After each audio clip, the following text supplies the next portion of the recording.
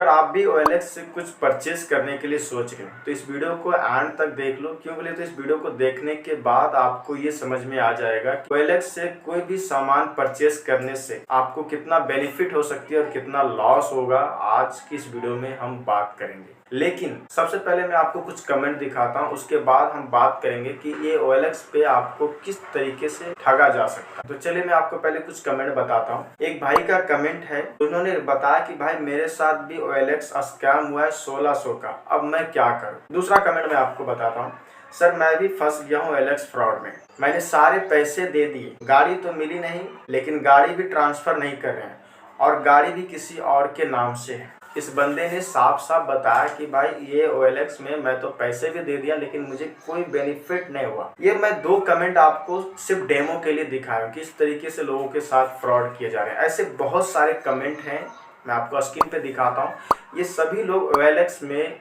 फंस चुके हैं। फ्रॉडर्स इनको अच्छी खासी चूना लगा चुका है। अब ये स्कैम होता कैसे है हम आपको डिक्लेयर करते हैं। देखिए सबसे पहला स्कैम आपको किस तरीके से हो सकता है मैं आपको फॉर एग्जांपल बताता हूँ। आप कोई भी गाड़ी देखें या फिर KTM या फिर स्कूटी, नॉर्मली जो भी है 15-20 हज़ार या 30 हज़ार के रेंज में कोई भी बाइक देख रहे हो, उस पर एक आपको नंबर मेंशन रहता है। आप उस नंबर पे जैसे ही फोन करेंगे, सामने वाला पर्सन फोन उठाएगा। फोन उठाने के बाद खुद आपको आर्मी वाला बताएगा कि भाई मैं यहाँ था, अभी यहाँ से हमारी ट्रांसफ़र हो गई है, ये गाड़ी मैं बेचना चाहता हूँ, आपको अगर चाहिए तो आप अपनी डिटेल्स इतना वेरीफाई कर लेगा कि आप समझोगे कि नहीं ये बंदा सच में आर्मी वाला होगा। क्यों बोले तो इतना वेरिफिकेशन सिर्फ आर्मी और पुलिस वाले ही करते हैं। अब गाड़ी की डिटेल वो सामने से आपको भेज देगा, जो भी चीज़ें हैं RC, इंश्योरेंस, जो भी चीज़ें हैं, गाड़ी की पूरी डिटेल आपको व्हाट्सएप पे मिल जाएगी। अब डिटेल मिलने के बाद सामने वाला पर्सन आपको गाड़ी अगर आपको होना तो आप एक काम कीजिए, कुछ पैसे एडवांस आप पे कर दीजिए, हम गाड़ी आपके घर तक डिलीवरी करवा देंगे। लेकिन कुछ लोग होशियार होते हैं, क्या कहोगे कि भाई एक काम करो पहले घर पे डिलीवरी करा दो, हम पैसे दे देंगे। लेकिन दोनों तरफ से बात बननी चाहिए ना। वो कहेगा पहले पैसे दो फिर हम डिलीवरी करवाएंगे,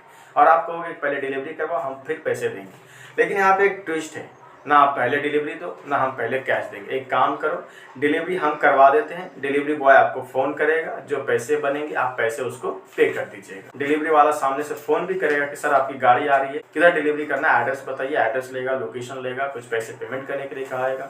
वो पैसे पेमेंट करने के बाद फिर अलग से कोई चार्जेस का बहाना बना के फिर से आपको एक अलग चार्जेस में देगा। यानी कि फ्रॉडर्स का यही काम है कि किसी ना किसी बंदे को फंसा के 2-4 हज़ार रुपये लूट लेना।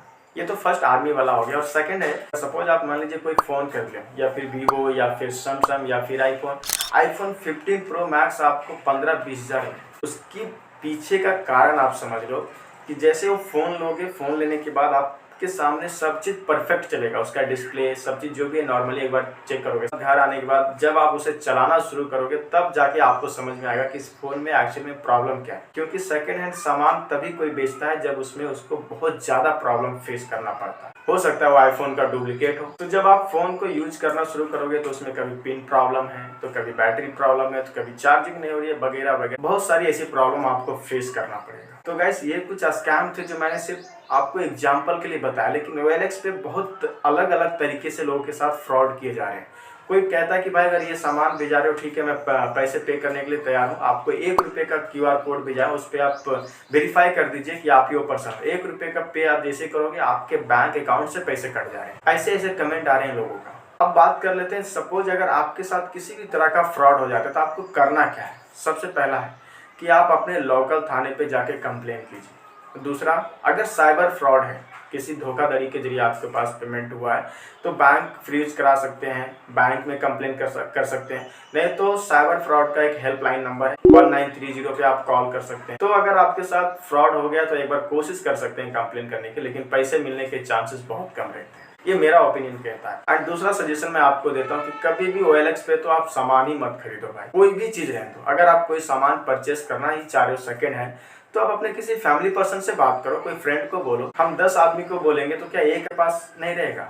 अगर उसके पास नहीं रहेगा, उसके कोई फ्रेंड बेचना चाहे, उससे हम मिल के ले लेंगे। क्योंकि अगर फ्रेंड टू फ्रेंड अगर करते हैं तो हमें एक ऑप्शन है कि अगर कुछ हुए फ़ोन में तो हम उसे रिटर्न देके पैसे भी ले सकते हैं कि भाई तेरा फ़ोन अच्छा नहीं चल रहा है, मुझे नहीं चाहिए, एक काम कर तो अपने पास रख ले। ऐसा करके हम उसको दे सकते हैं। लेकिन OLX में आप उसको कहाँ ढूंढोगे भाई? तो OLX स्कैमर्स के लिए एक नया अड्डा है, इसमें लोगों को फंसा रहे हैं और अच्छी खासी इनकम आपकी तो नहीं लेकिन उनकी अच्छी हो रही है। तो मेरा ओपिनियन सही है भाई कि OLX पे तो फिलहाल कोई भी ऐसा सामान आप मत खरीदो। आपको खरीदना है तो अपने लोकल एरिया से ही खरीदो, कौन मना किया। और इतने सारे मैं आपको कमेंट दिखा रहा हूँ, ये सभी लोग क्या है OLX में फंस चुके हैं, इनके साथ OLX के जरिए स्कैम हो चुका है। एंड हाँ, अगर वीडियो आपको पसंद आया तो वीडियो को एक लाइक और चैनल को सब्सक्राइब करके जाइएगा। और किसी भी फ्रॉड से रिलेटिव अगर आपके माइंड में कोई सवाल हो तो मुझे कमेंट बॉक्स में कमेंट करके जरूर बताएं। फिलहाल मिलेंगे नेक्स्ट वीडियो में नेक्स्ट टॉपिक के साथ। जब तक be alert and be safe.